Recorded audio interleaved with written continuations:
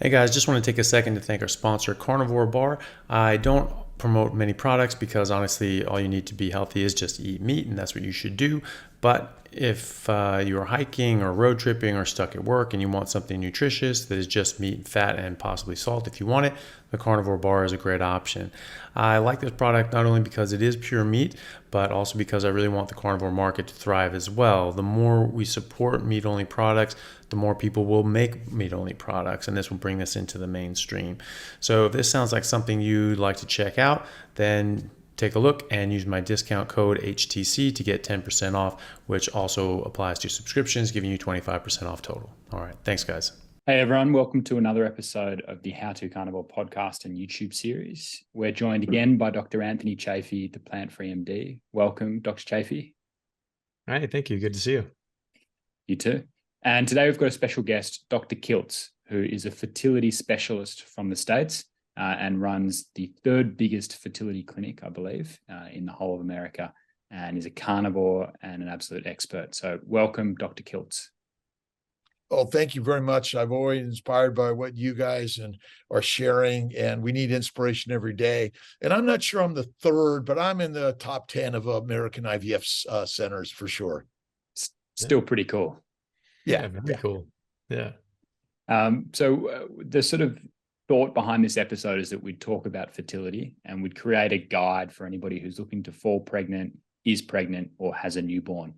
So, Dr. Kiltz, do you want to kick it off with your philosophy around the ideal scenario for fertility? Well, thank you very much for inviting me to share, by the way. I really appreciate it. And for all of us, fertility is critical, whether you're trying to get pregnant personally, a family member, a friend, or just our community. That's so important for you to gain the knowledge of a healthy lifestyle. But as a fertility specialist, and I do all the standard medical treatments for those that are suffering from fertility issues, but I kind of fell upon nutrition about 15, 20 years ago and started off in the paleo world when many of my patients were getting pregnant on paleo diets. And I was kind of talking about meditation and prayer and positivity, and that helped. But paleo was like, wow, what is this stuff? And I started reading about paleo, and then I tripped over keto, and then I find carnivore. And I kind of focused on the understanding that inflammation is the cause of all disease, and being infertile, not getting pregnant, miscarrying, or anything else like a failure to have a vaginal delivery or prematurity or chromosomal or genetic disorders, autism, maternal morbidity, mortality. All these things are related, what I'm finding, to inflammation. And it turns out that our diet is a deadly diet that is causing all of these problems. And when I kind of found this, I figured, well, what's my job as a doctor? I've got to share these ideas with the world so that they can take control of their own health and wellness. And keto carnivore, to me, is one of the best ways to reduce inflammation, increase your fertility, and solve really the most important thing in life, which is reproduction, because that's what we're all doing. Everything we do is for reproduction. Yeah, definitely. Yeah. Well, I mean, at a biological level, that's the meaning of life. And I think at sort of a meaning level, that provides a lot of meaning in people's lives as well. Having family, having kids, and having grandkids. You talk to a lot of people on their deathbed, you ask them, what, any regrets, what you do. And it's always, I wish I spent more time with my family. I wish I spent more time with my kids. I wish I didn't work as much. I wish I spent more time with people. And so in a biological and spiritual sense, that is a very good working meaning of life. And so obviously it's very, very important to almost all of us. Some people maybe not so much. Well, if you look around the world, the incidence of infertility is growing. The family sizes are shrinking. Many people are not connecting with the partner.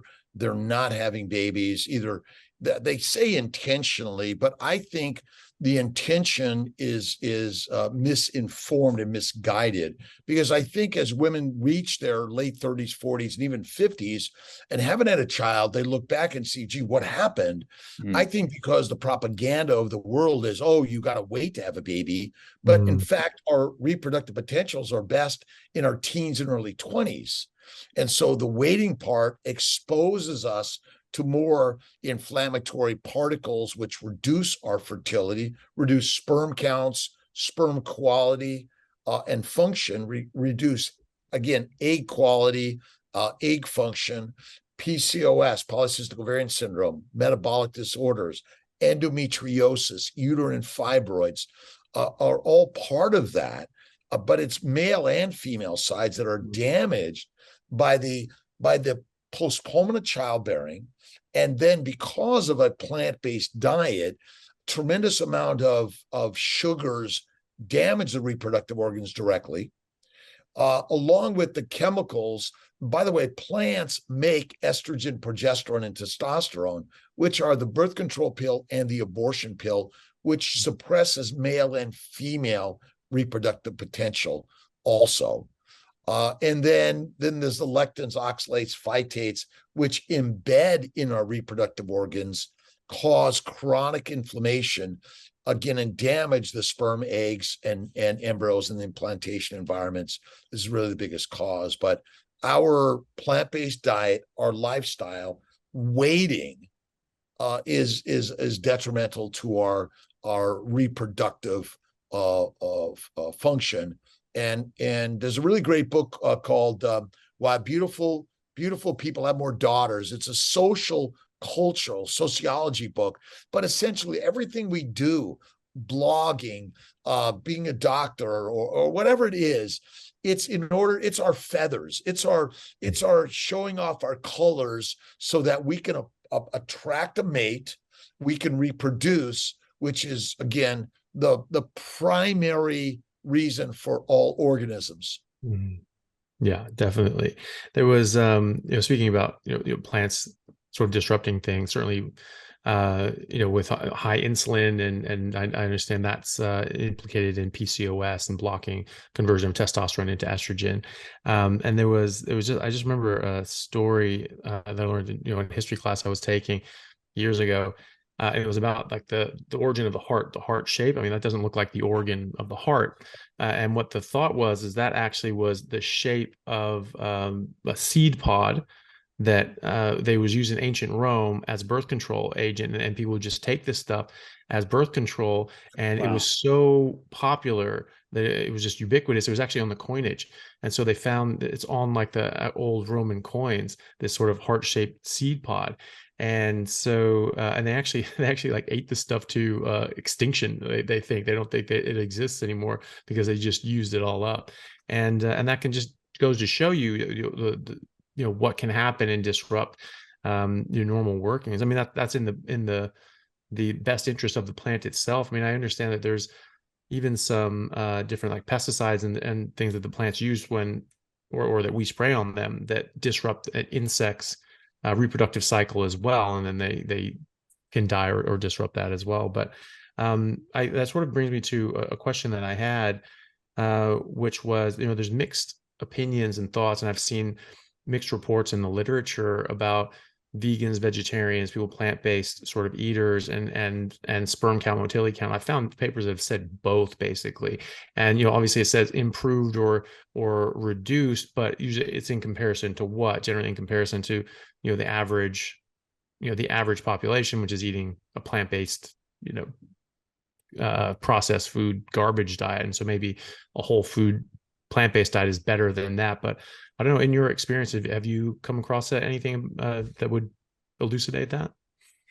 Well, you mentioned about the placebo and the nocebo. And so anything we do that we ascribe to the thing as the cause of the outcome, is always questionable, in my opinion.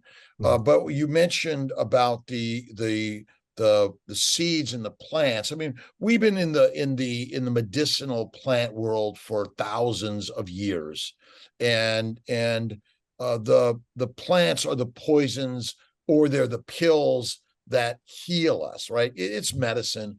We've been searching for plants as medicine, and the search of the Spice Islands and the route to the east was about the pharmaceutical industry, essentially, and the plants that will cure us or kill us, essentially. But we do. I mean, there's so much talk about using herbs and essential oils to heal your fertility, and it is likely that you may be using some anti-inflammatory properties of these plants that may help reduce the inflammation that's causing the damage to the sperm, the egg, the embryo, or the implantation environment. So I don't know if it's the leading to the question, but there is, I don't know what you know about mannose. Mannose, so not sure. mannose is a monosaccharide. It's another monosaccharide like glucose, galactose, mannose, sucrose. So I mean, they're mono and disaccharides and polysaccharides.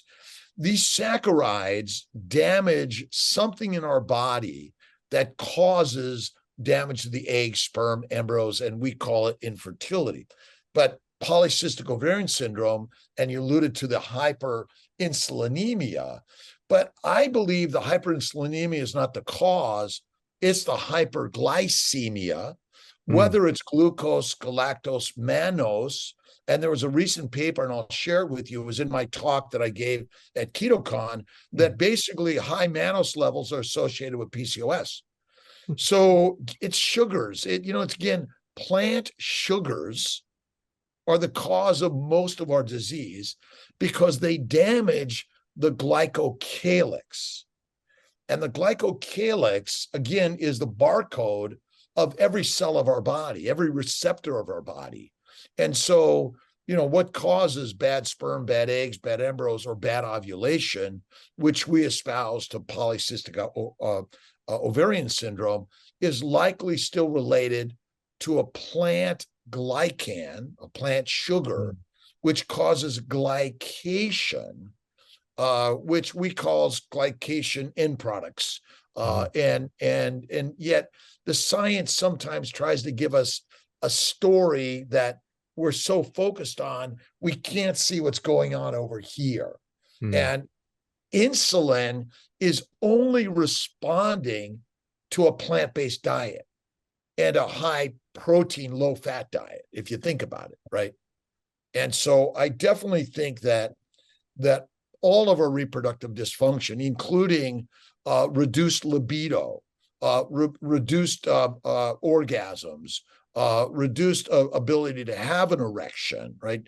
Any dysfunction is all related to the damage the plants are causing us at some receptor level in our body. If you think about it, and I think this is what you're alluding to, is the plants contain small amounts of estrogen, testosterone, and progesterone. So if I give you a little bit of that, like a birth control pill, an abortion pill, am I going to suppress your reproduction? Of course I am, right? And so then we measure your hormone levels and we say, gee, your testosterone is low, you need testosterone. Then we give you testosterone, we make you feel better and get an erection. At the same time, we suppress your sperm function. When in fact, if we simply remove the plants, which are the predators, as you've elucidated to for so long, we will cure our reproductive dysfunction. So I have so many people going carnivore, fatty meat, eliminating plants, even in their mid to late 40s and getting pregnant. Fantastic. Yeah. Wow. Which is quite amazing. Yeah, absolutely. So that was the thing too. As far as hormone disruptors, obviously there are some of these phytoestrogens, phytotestosterones, progesterones. Are there other things apart from the food that we eat that's going to disrupt that you counsel people to stay away from generally for optimal reproductive health? Well, excessive exercise, I think, is not good for us because it heats up are the core, and heat is inflammatory in itself, and friction is inflammatory. So men and women, they're cooking their sperm, they're cooking their eggs, which I think is something that I think you got to just slow it down. Yoga, meditation, cold water therapy, some lifting if you want, but minimize it. Alcohol, deadly for our reproductive system. So I recommend removing alcohol from your diet, and certainly smoking, caffeine. These are all, marijuana, coffee, and teas of any significance or frequency are not good for anyone in the reproductive realm. And coffee might have caffeine, you get decaf, but and I think you've said this many times, there are hundreds of other chemicals in coffee and teas that we don't even know what they do. And those are the things, it's water, mineral water, spring water that's sat on the earth, right? And not been processed through filtration and remove the natural minerals and vitamins that I think are critical. And things like fiber, if you just say people take fiber supplements, fiber is deadly for us because it ferments in the gut, and fermentation makes heat, alcohol, aldehydes, and methane gas. And most fiber sits in the colon, which sits right on top of the ovaries, tubes, and uterus. And so fermentation is an exothermic reaction. It makes heat. So you're heating up your ovaries, your prostate and testicles, which are another cause of disease, which again, did you get your fiber today? Did you get your fiber supplement? How important it is. Which unfortunately, and again, I suffered for 55 years of bowel bleeding, arthritis, kidney stones, migraines, anxiety, depression, that finally at 55, I went carnivore, and bingo, all got better. I've never felt better in my life. No more kidney stones, no more bowel bleeding, no more hemorrhoids, no more constipation. And so that's another one, the fiber part of it. Let's see. I always say there are 5 causes of all disease. Plant sugars, not just glucose, plant sugars, plant chemicals, plant antigens, lectins, oxalates, phytates, gluten, latex, fermentation of plants in the gut via sugars, and then excessive exercise. And so, if you sort of, that's the sort of the simple concepts, which again, since we're so brainwashed in the medical community that fruit, fiber, vegetables, seeds, and nuts are so healthy for us, it's when I talk about it, I'm sure you talk about it to your colleagues, they go like, huh? And I had a 35-year young patient yesterday that has all the bowel symptoms, and she's infertile and miscarriages. She's already spent a ton of money on IVF and failed. And when I suggested keto, carnivore, and I always throw keto in there, she's like, oh, I can never do that.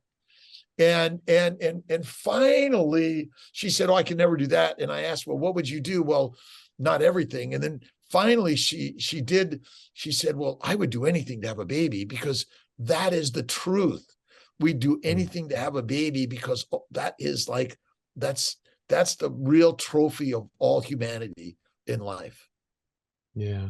So you ended up bringing her around, and she's going to try. Well, she said, I want the drugs. Right. Yeah. So the drugs are intravenous immunoglobulins, Humira, they're the Plaquenil, Prograf, Neupogen, human growth hormone. These are the drugs, and they cost thousands of dollars, and there's no guarantee they're going to work. So, I mentioned it enough, and I try not to overwhelm them, but I can be overwhelming sometimes. But I always tell my vegans, my vegetarians, my Mediterraneans, I tell everyone, listen, I'm here to help you however you want, wherever you're at. As you can do keto as a vegan vegetarian in the Mediterranean, and you can fast, do one meal a day. That'll help. But I'm hopeful that she'll come around, but I still work in the standard medical field like you, where we dissect and we give drugs and they have a lot of side effects. And for her, she's 35, open tubes, regular cycles, a little bit of sperm abnormalities, but nothing significant. They have a huge chance of conceiving and delivering naturally by going keto, carnivore, for sure. Yeah. Well, hopefully she comes around anyway. Yeah, I mean, she has a great. I mean, not everyone does my dietary recommendations, and they still get pregnant. But if we can inspire people to make the changes, and it's sharing the story and sharing the story and sharing the story, and then the examples that show up, that really is the thing that I think is the most important that we do. Dr. Kiltz, when you're recommending carnivore, are you saying equal parts protein and fat? Are you saying high protein, high fat? What's the mix that you recommend? Well, the focus seems to be on protein, and I think that's wrong. I think we need to focus on fat, because fat is the fuel for the human body, not glucose. And fat suppresses inflammation when it's eaten. And so I typically recommend a 1-to-1 fat to protein. You know, that's a hard one, I think, for most people to get, and it's hard for most people to do. And by the way, I got a sample of the carnivore bar, the fat and meat, and we were flying, Grant and I were flying home on Sunday from it, and we were just, this is all we can eat. We're just loving it. But if you can make, again, pemmican is essentially about a 1-to-1. Does that sound about right? Yeah, it is. Yeah. It's rendered fat. Yeah, by weight. Yeah, so it's like by rendered weight. tallow and Right on. Right. And also, I don't use dried calories. Meat, I don't use calories because I don't know what a calorie is. But what were we going to say? Oh, I was just going to say pemmican. So it's dried meat. So you dried all the water, and then once it's dried, then you mix in 50-50 tallow and dried ground up beef. So I don't know exactly how that works out with the proportions on protein to fat grams anyway. Yeah, again, it's easier to kind of proportion it by what we see. I mean, for thousands of millions of years, no one was putting on a scale or measuring their macros. But I say a 1-to-1 is the best. Focus on bacon, eggs, butter, beef, and salt. Work to do one meal a day. That's one of the most important things we can do to reduce the sugar flow in the bloodstream, to really get it down low and reduce inflammation. I'm also curious about birth control. Do you get a lot of people who are coming to you who have maybe just stopped birth control, and what sort of results, positive or negative, have you found? Well, most of my clients have stopped birth control pill 1, 2, 3, or 4 years ago or longer. Okay. They've used it for 10 or 20 years, which I think is, the birth control pill is not a healthy product, in my opinion. Many women die from blood clots and strokes from the pill. And I believe we use the birth control pill or any birth control as sort of a signal, have as much sex with as many people as you want, which is not good for humanity. You must be very discerning in your choices. In my opinion, we've created an environment of an amusement park rather than a temple. But I can't say it's directly the birth control pills, the cause, or the lifestyle we live because of it, that may be the cause, or both. It's likely both in some way, because taking the birth control pill increases platelet aggregation, blood clots, and stroke. So it's got to be both, in my opinion. So I don't recommend it. I don't use it in my practice. I would rather use estrase and other forms of progesterone in order to help some cyclicity for people, in order to time and treatment for either a frozen transfer or something like that. but I don't use it in my practice because I don't think it's good for us. Yeah. So I've seen a couple of your videos, or like some of your shorts, where you talk about one of the best, or a very good thing to help female fertility is like really increasing the amount of fat, increasing the amount of butter. Like it's like eating more butter. Would that be? Would you give similar tips like for men and women? Let's say because obviously, as you say, there's a male side of fertility problems and the female side of fertility problems. What are some of the tips that you give people for the man and the woman to try to conceive naturally? Well, I really give the same to both because the Mhm. causes are the same to both. Yeah. We just relate them to different organ systems. I think of it like a car. The same things cause the brakes to go, the electrical system to go, the carburetor to go. It's heat, it's inflammation, it's particles of the environment that do it. More miles, the less length you're going to live. But it's the real simplicity of it is high fat, low to no carbs, work to fast and eat one meal a day to reduce the inflammation. And by eating a stick of butter a day. Now, some people can't tolerate butter as well because it does have some proteins and some sugars that can be antigenic, which cause inflammation. But if you get some really good butter, good cream, but I think tallow, lard, and ghee are a little bit better. And ghee is a little bit better because you've hopefully removed the sugars and the amino acids as much as you can. But that's really the simplest part to this. I always start with have faith. Belief in the thing you wish as if it is the best way to live in life rather than always worrying. And that's kind of where I started off with the law of attraction, or the positivity and The Secret by Rhonda Byrne. And that's how I got into Jack Canfield and his stuff, which I've learned is so important. I read the Bible or read biblical quotes of positivity. So if you can see what you want as if it is, that helps men and women.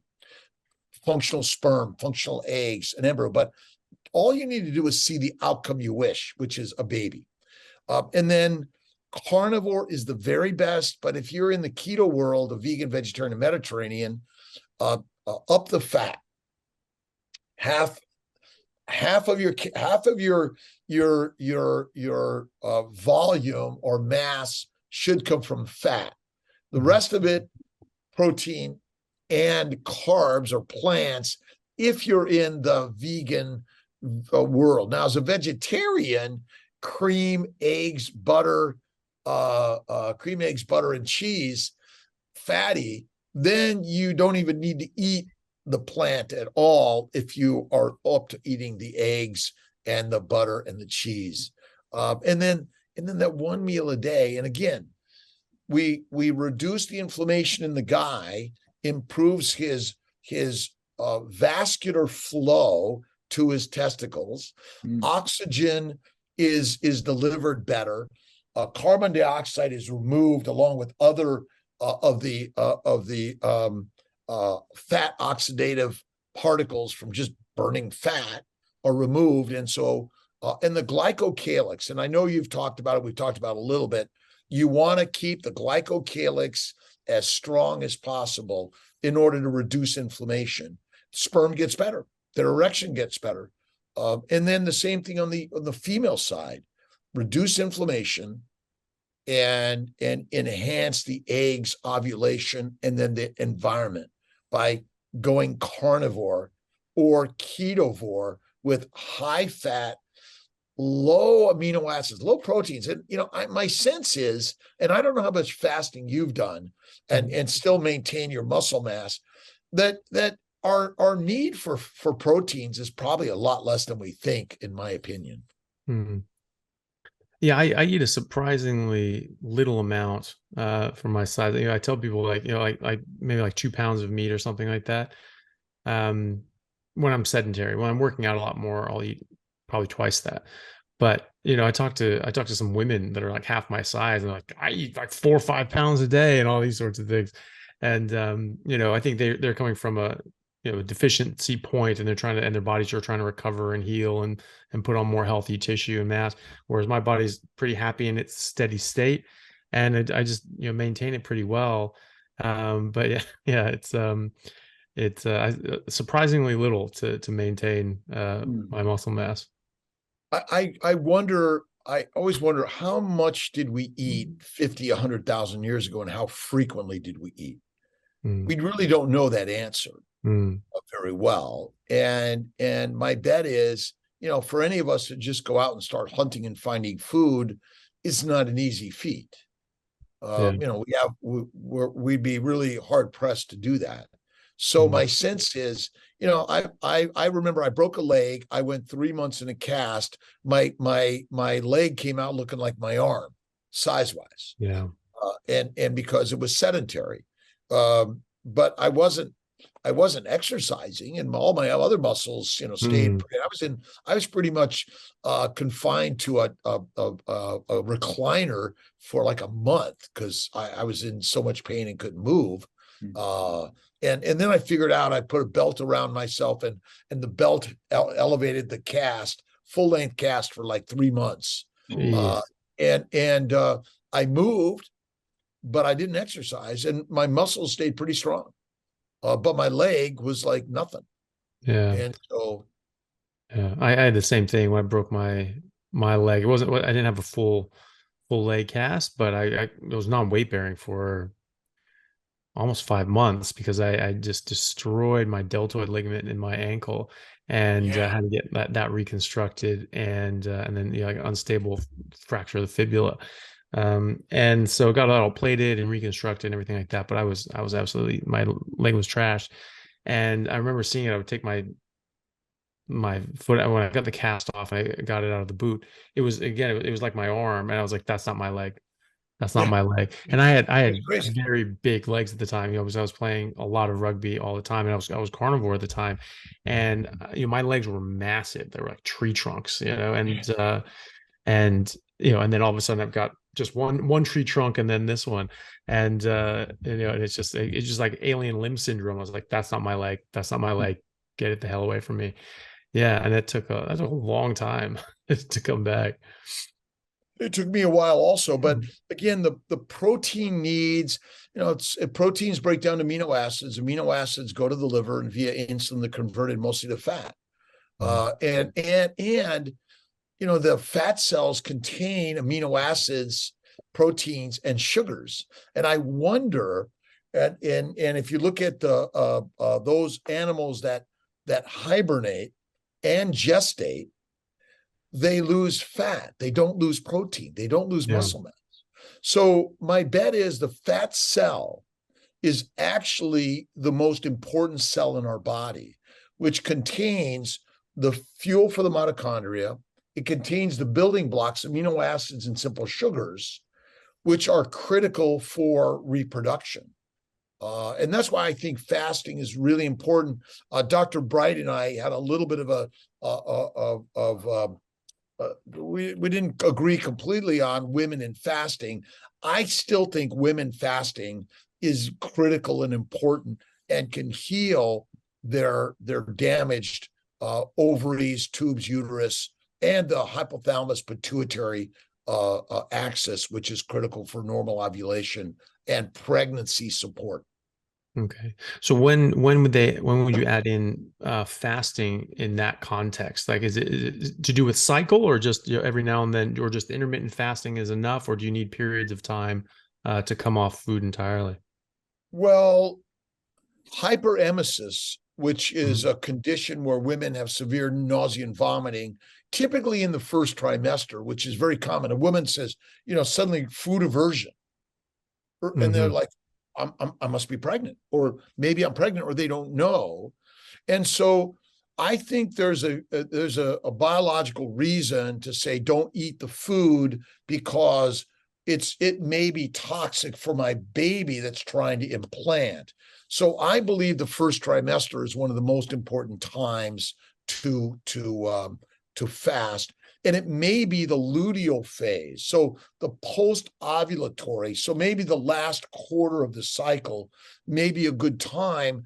Again, by fasting, you reduce your sugar levels and the plant toxins that are in your body circulating because you're eating 3 to 6 meals a day.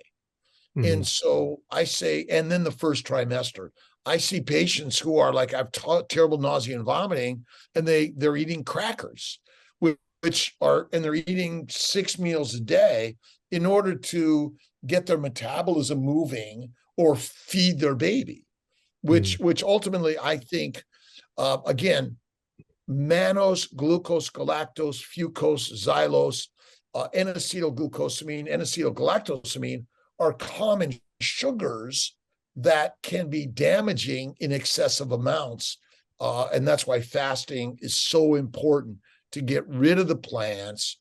And I tell women to have a butter, but even just, a cold frozen butter, put in your mouth, let it melt, and you will get it down there. And that will provide what you want, but not what you need.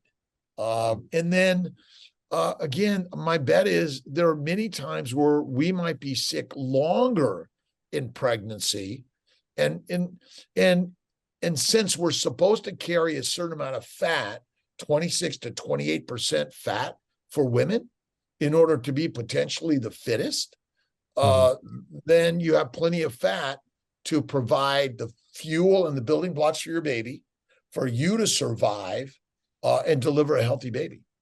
Yeah. And so do you find that there's a benefit to fasting on top of carnivore, on top of, you're already not eating the plants, you're already not eating carbohydrates, you're already in that non-insulin driven state? Do you find that there's benefit on top of that to just not eating at all? Yes, because one is, it's kind of driving your car. You got the best, cleanest fuel, but you drive it, it's still going to have damage. So the GI tract is the most sensitive organ system of our body, the mucus layer. So the more you eat, the more you still damage the glycocalyx of the bowels. Now you're less damaged if you're strictly a carnivore, but the problem is so many carnivores are high protein, low fat, which is rabbit starvation and protein poisoning. And proteins break down to amino acids, which are glucogenic and ketogenic. They must be converted to acetyl-CoA in the liver via insulin in order to make fat. But before they do that, you're still circulating sugar levels that and amino acid levels that may still have damage to the glycocalyx, and they ferment. Amino acids and sugars both ferment. They feed the bacteria and yeast, which in fermentation in the gut is not good for us. So I think that one meal a day is like my most sweet spot for everyone. This idea that you need to fuel your metabolism, it just doesn't make any sense. I know when I have my big meal at night, I'm tired, which you're meant to be in order to rest and digest. I haven't really seen any proof that you should wait 3 hours or 6 hours before you sleep. It doesn't make any sense. Your bowels are always working. And when you're resting, you're now providing the blood flow to the bowels so you can take all the nutrients to the liver. Hepatic portal bloodstream goes right to the liver. Insulin from the pancreas, blood flow to the liver, which is critical in order to convert amino acids and sugars to fat. Remember, fatty acids come into the lymphatics through the thoracic duct because fat does not need to be converted to fat because it already is the only fuel of your muscle and your brains, your reproductive system also. Nice. And I wanted to talk a little bit about hepatogenous diabetes. I don't know if you've come across that at all. Let's do it. Hepatogenous diabetes. Have you heard of it? I haven't heard that term before. I haven't. I had neither. Okay. Yeah. So there is a so 96% of cirrhotic patients are insulin resistant and 30% are frank diabetics. Why? Because the liver's function is to convert amino acids and sugars to fat via insulin. So as the liver function drops, insulin resistance increases. Okay? So first it's fatty liver, then it's kind of fibrotic, sclerotic liver, then it's cirrhotic liver. So all cirrhotics are skinny. They have no fat. Have you ever noticed that? Yeah, just big bellies. They have Yeah, ascites, yeah. but they have paper thin skin. They have no subcutaneous fat. Yeah. The reason is they can't make fat because fat is made in the liver. So if you think about it as the 24/7, 365 exposure of the liver to amino acids and sugars and the plant toxins, it causes liver cellular damage, hepatocyte damage. So now the liver cells aren't as quick at converting sugars to fat. So your overall sugar level rises in the bloodstream. What else rises in the bloodstream? Your insulin. We call that insulin resistance, correct? So is it probable, I'm an anatomical guy, why does all the blood flow to the bowels go to the liver, including the pancreatic blood flow? Because the liver's job is to make fat first. Because let's just say we were omnivores, right? If we were omnivores, sugars are not the fuel for the cells. Fat is, because a type 1 diabetic, are they fat or skinny? Skinny. They're skinny. Why? They can't utilize their fat, or or can't make fat, and they can't make fat. That is it. Yeah. Why can't they make fat? They have no insulin. Why can't the cirrhotic patient make fat? Because they have a dysfunctional liver. They have high insulin and high glucose levels, yet they're skinny. Well, I thought insulin's job was to put glucose in the cells. Well, how come it's not doing that? Because insulin resistance is hepatogenous diabetes. As the liver function drops, insulin levels rise because glucose levels rise, because the liver can't make the fat. And again, it's the toxins in the plants. It's the direct sugars. Remember, plant sugars are foreign sugars. So like a blood transfusion, you think about it.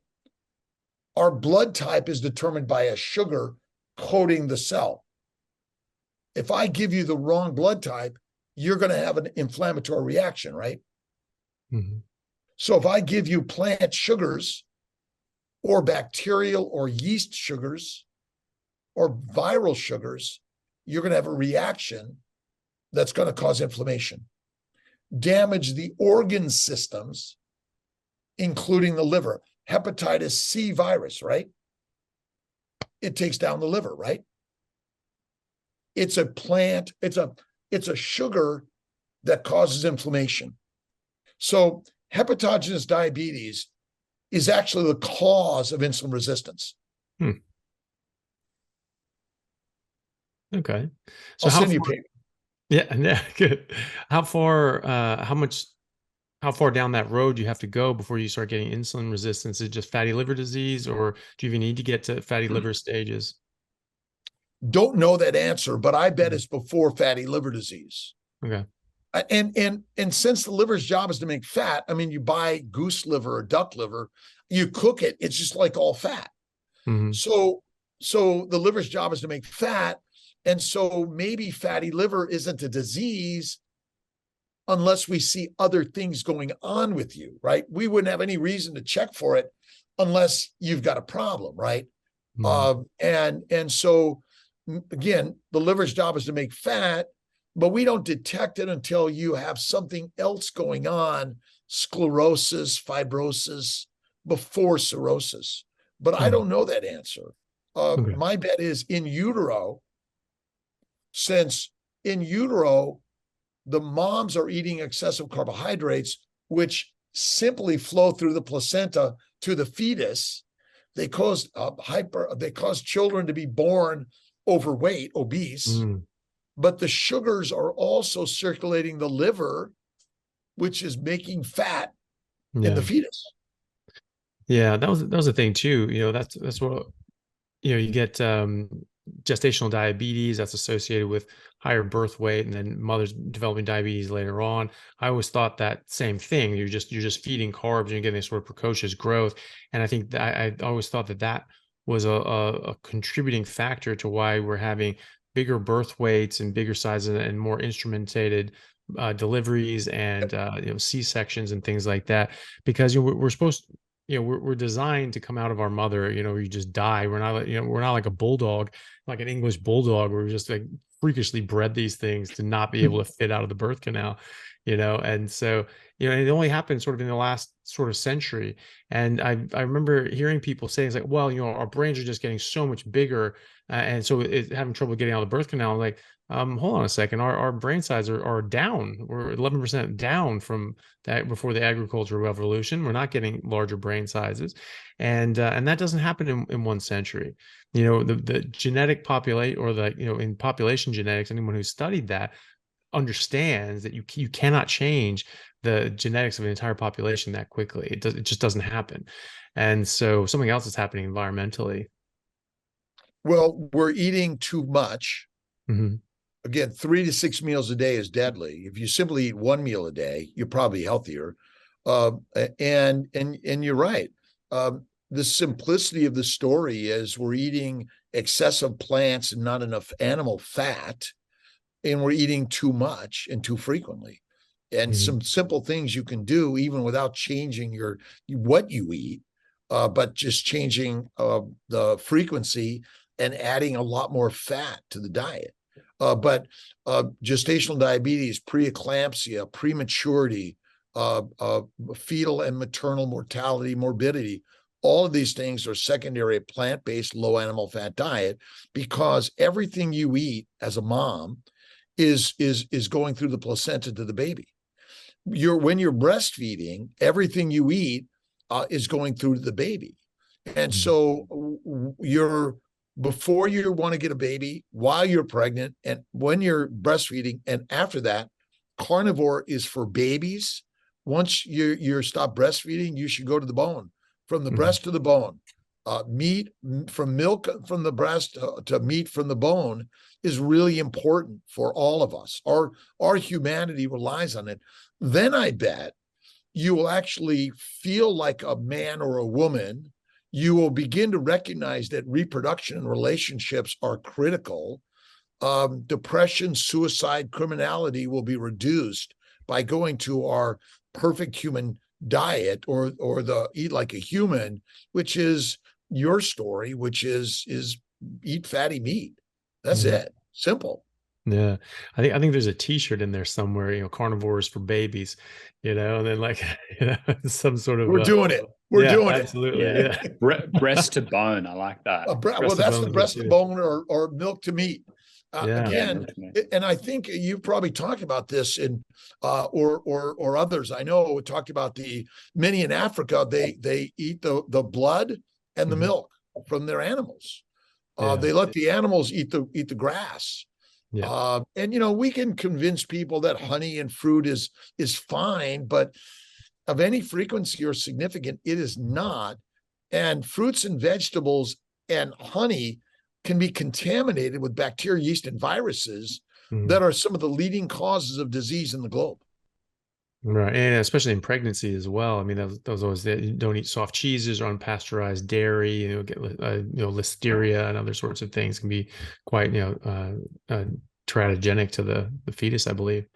They're abortificants and they're teratogens. All of those things, and pesticides come from plants. Human beings think we're responsible. The plants, look around. The plants own the world. Yeah, we are fertilizer for the plants. Is as simple as that. And their reproduction is like as important as ours. Yeah. And now we can learn to use them in ways, and if we're going to eat a plant, like do it in a way that minimize, if you're going to eat some honey or fruit or vegetables or French fries, minimize them. But the challenge is that I know of no one that's ever had an anaphylactic reaction to a ribeye steak. Mm-hmm. But plants, my daughter would die to an avocado and a banana. The challenge is, my partner used to eat crab, and then one day she had an anaphylactic reaction to crab. So these anaphylactic reactions can come upon us, and we don't know when or why. Shellfish, plants, fruits, fiber, vegetables, seeds, and nuts are all potentially antigenic enough that they can take us down fast. And it's the glycobiome that is the killer. Yeah. And I think I've always thought too, I wondered about that with shellfish, is it something in their environment, the algae and things like that they're eating, maybe those antigens get mixed in, because you can certainly get those like red tide and, many other things that can get into the shellfish. They're just, filter fish, they're filter animals. They sort of get this stuff in. And so, maybe that can get in there, and maybe that's what people are reacting to. But the argument that I see, there's always this, just, pulling at threads and just, grasping at straws. What they do when you point out the different allergies and anaphylactic reactions that people get, it's to plants. And then they'll say, people get, anaphylactic reactions to meat as well. And then they'll cite that, people bit by the Lone Star tick and they have this, cross reaction, things like that. But that's not reacting to the meat. There's nothing in the meat that you're reacting to that you have a problem with. You get this, this infection that's caused a disruption in your body and your physiology, which is the point of toxins and parasites and bugs and plants. I mean, it's just absolutely just global warfare out there. And so, they're doing that, and that disrupts your body. And now you can't eat properly. And from what I understand as well, it's only certain meats.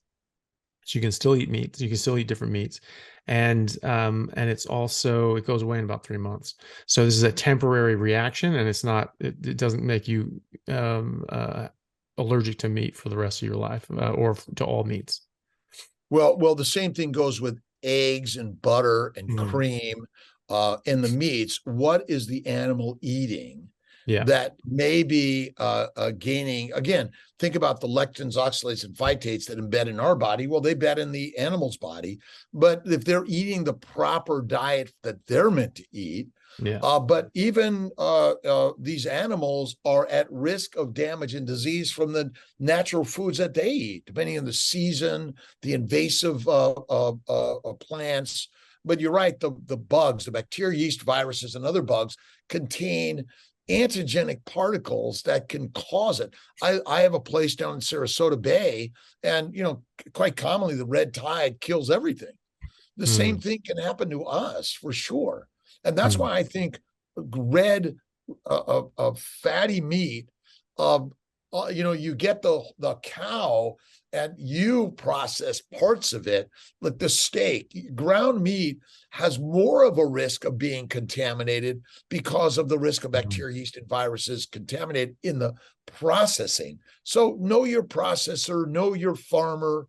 And some people can't tolerate certain meats and eggs and butter, but I think the risk is minuscule compared to the fact that the plants directly themselves have the antigens that are inflammatory to our body.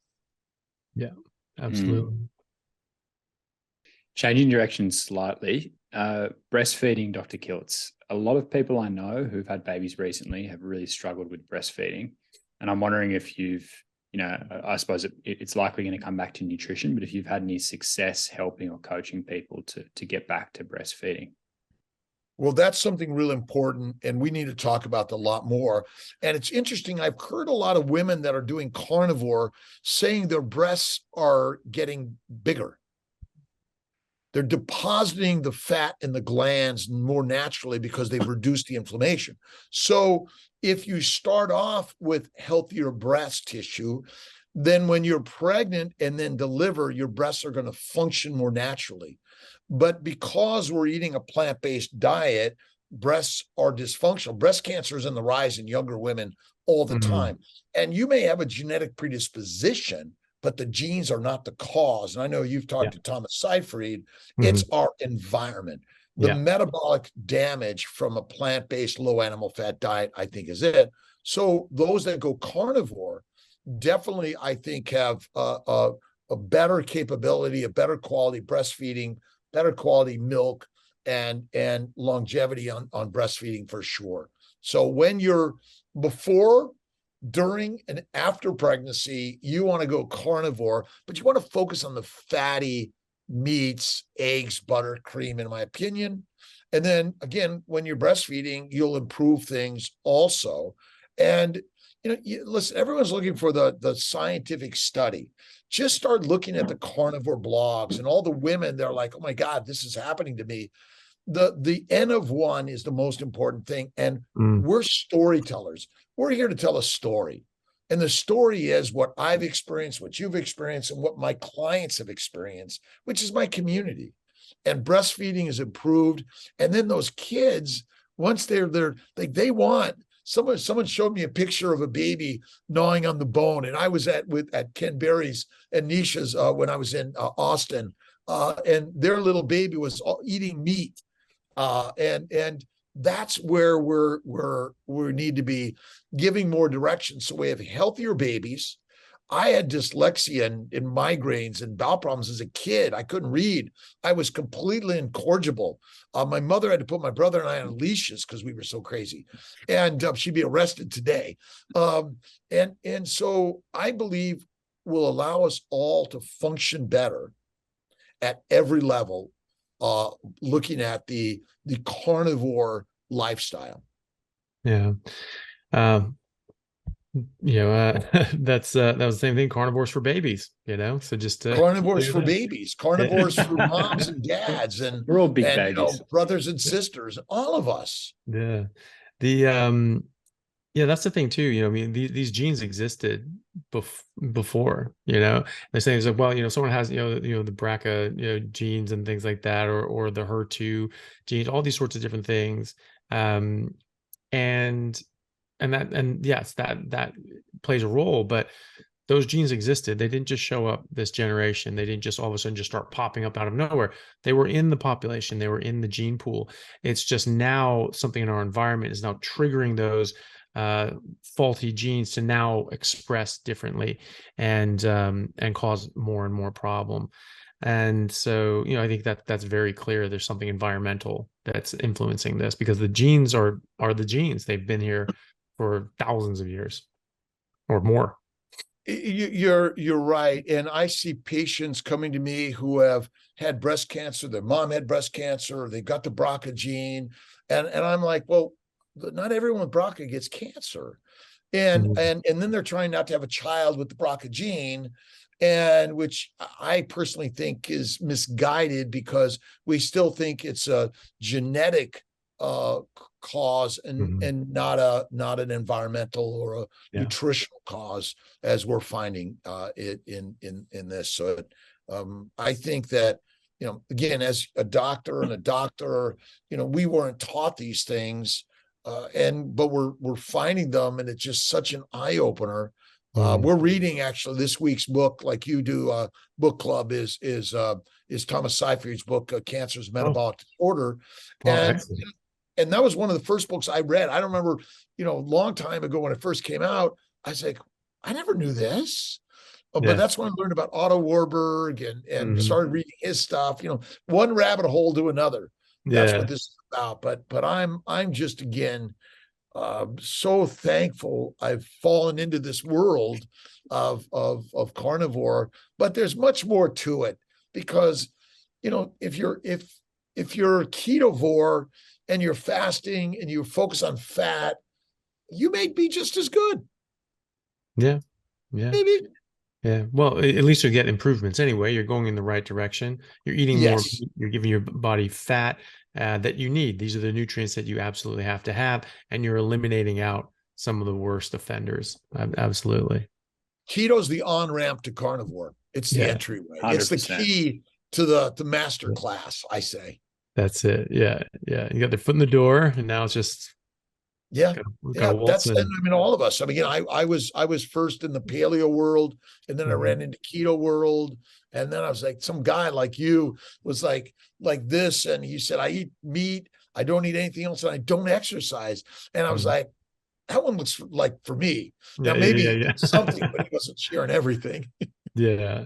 And well, yeah, that was the thing. I think I'm one of the few people that just went just whole hog. Is like, nope, plants are gonna kill me. Like, I have no interest in these things, and just dump them all, and just got the whole bag in one go, which is very, very lucky. I'm very fortunate for that. Well, and we, again, when I read The World Turns Upside Down by Richard Feynman, he said that carbohydrates are never required in the diet, and I'm like, I never knew that. Right. So plants are never required in our diet. Glucose is not the energy for our cell. The liver's function is to make fat, not to detoxify, because you and I don't know a disease that it doesn't detoxify, do we? No. Alcoholism. Yeah. I mean, alcohol is a natural product that we're supposed to drink in heavy amounts. So, but, yeah, right. Yeah, no kidding. Yeah. Well, cool. Well, Dr. Kiltz, very good. Yeah. Well, it's been an absolute pleasure. I know you have to head off. You're just starting your day. Thank you so much for taking the time to speak with us. It's great. Great to see you as always. I'm sorry I wasn't able to make it to KetoCon this year. It would have been great to hang out with everyone again. You're going to be in London or in England next month. Sheffield. Yeah. Yeah. I may go. T and I are maybe talking about going to London and maybe Turkey next. Yeah. What are you doing? When are you going to Turkey? Well, we may go the week of the conference, because I've happened to have a week off, which I got a couple other conferences to do, and then I've got that week. So we're kind of toying with it.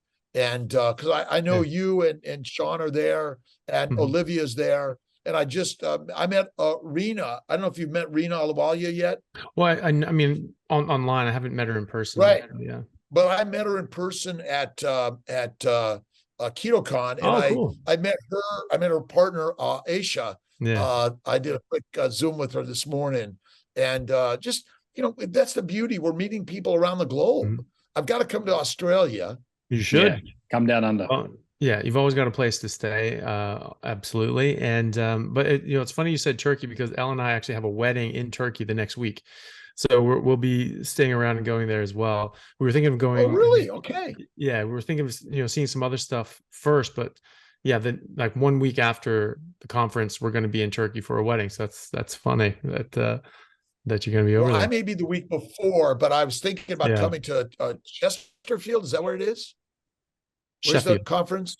Sheffield, just outside of London. 3 hours. Oh, it's but Manchester. It's just I think you fly into Manchester, and then it's like half an hour out of that or something like that. Okay, all right. So I'm playing with it. We'll see.